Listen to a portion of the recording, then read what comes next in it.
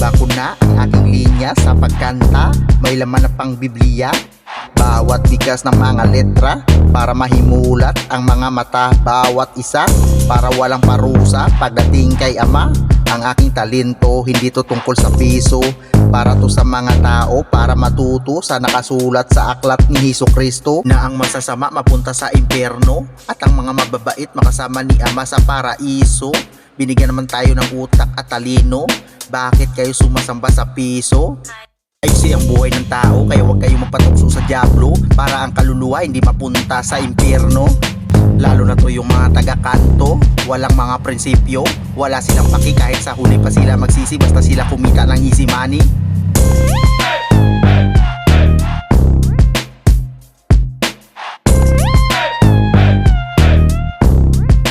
Kami na nagtatrabaho na malaki ang sweldo, pero ang ginagamit na motor ay ripo.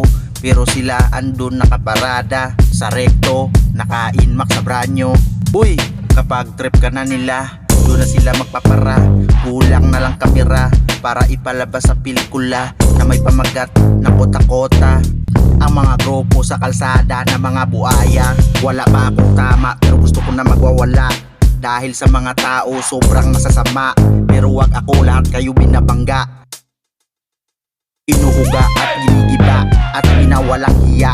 Ito ang buhay ko na parang pusa, para sa inyo ako ang pupuksa, na para kayong mga daga na walang magagawa, puro lahat paninira.